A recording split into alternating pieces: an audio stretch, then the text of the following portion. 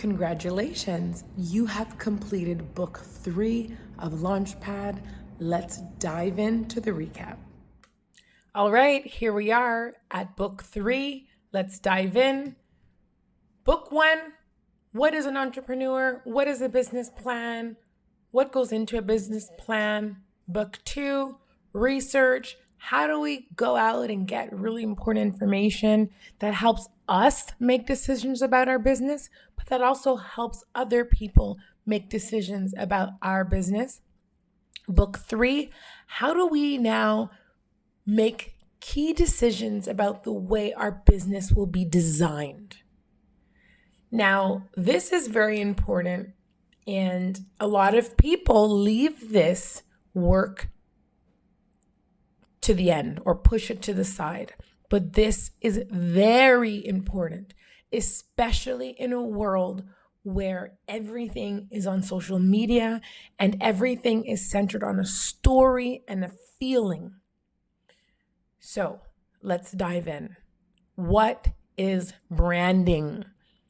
Branding is the act of strategically defining or deciding how you want people to see your business.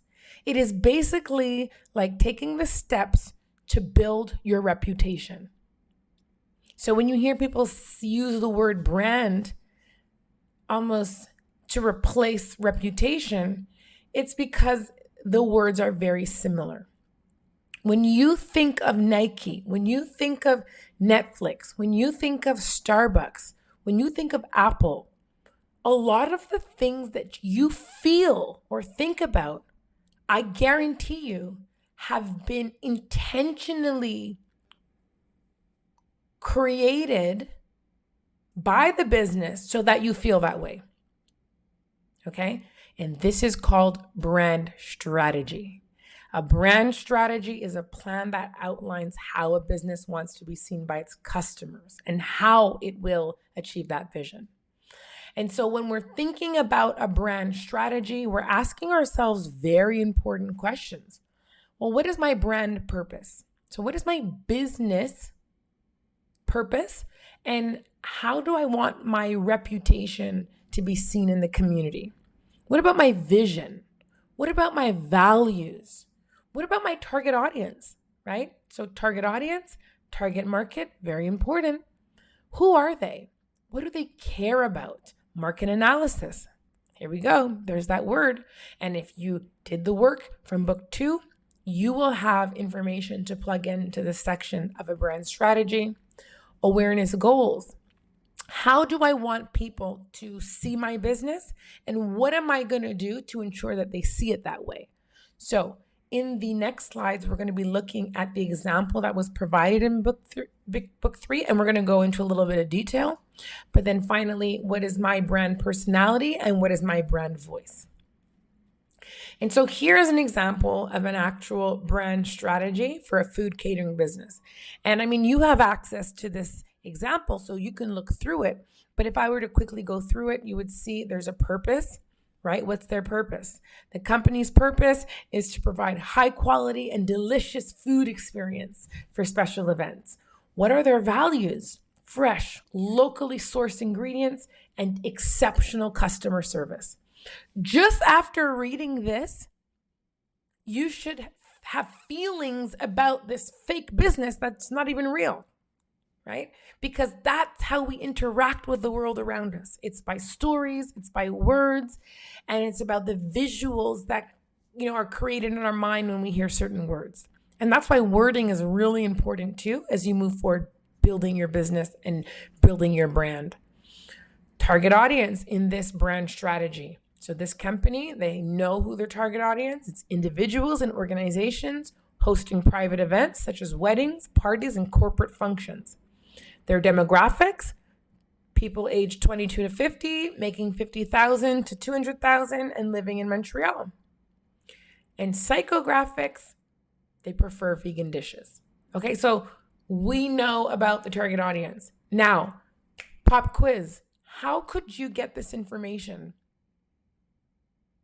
If you said market research through a survey, great job. If you said market research through a focus group, great job. And if you said market research through an interview, great job. Brand identity. This is something very important that you'll have to think through as a business owner.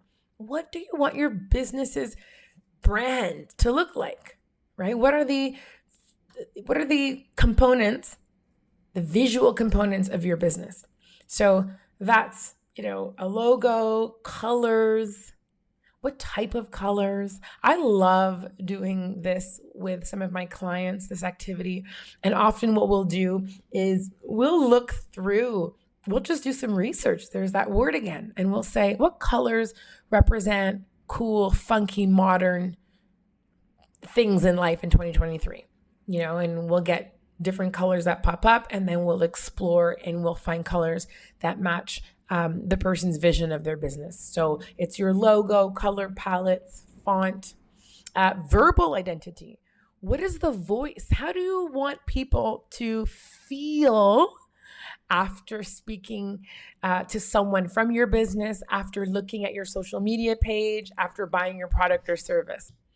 Brand messaging, another extremely important piece to building out your business, building out who your business is as a brand, is what are the words, the messages that you want people to hear, right? I mean, if you think about Nike, one of their key messages is to just do it, right? Just do it.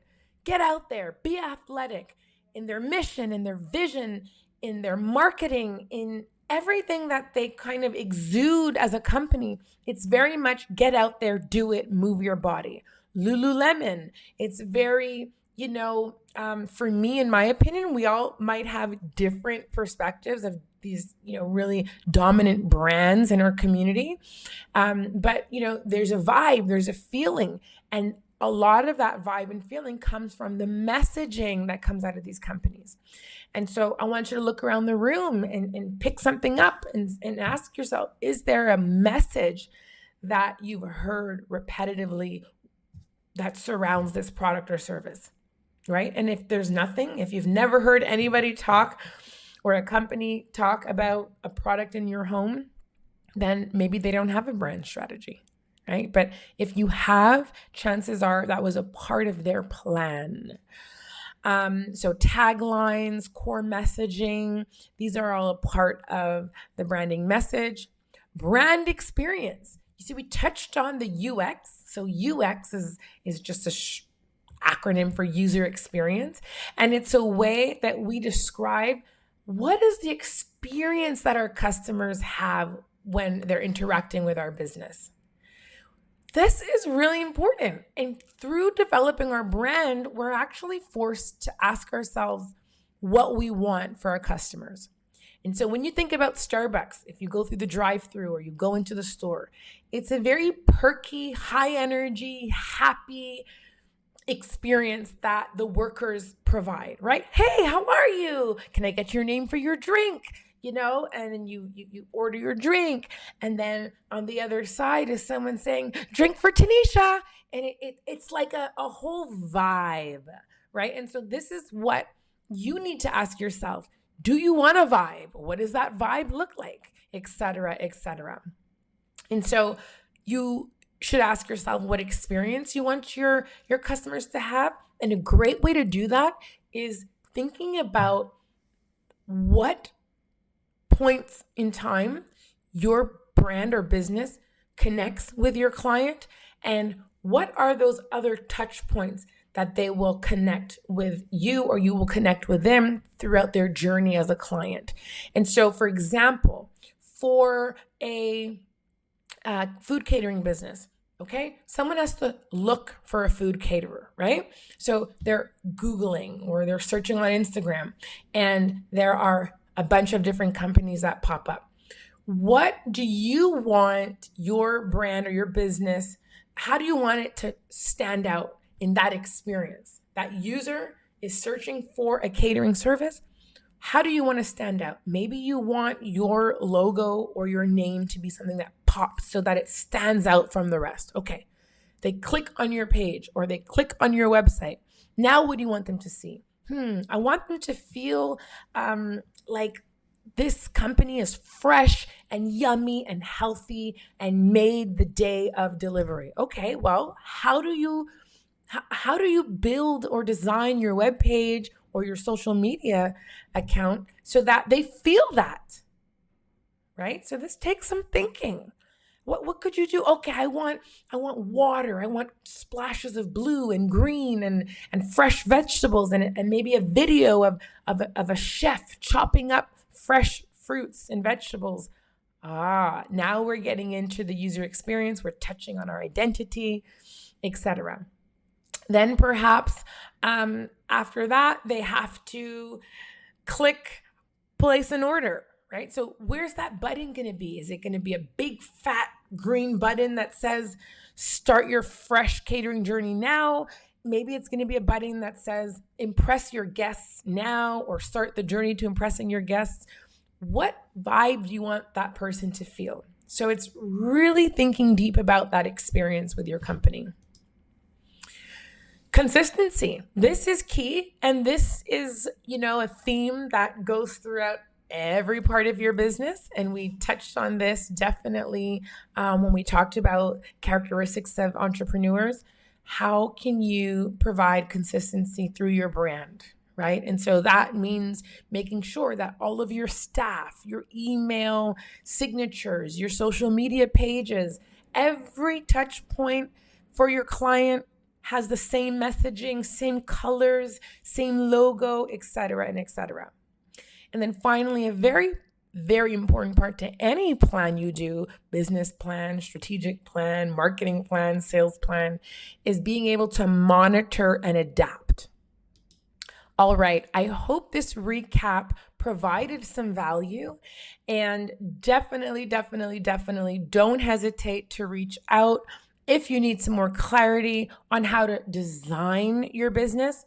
And definitely remember that Desta is here to support, whether it be helping you on this journey or providing you with resources that will help you. See you at the recap for book 4.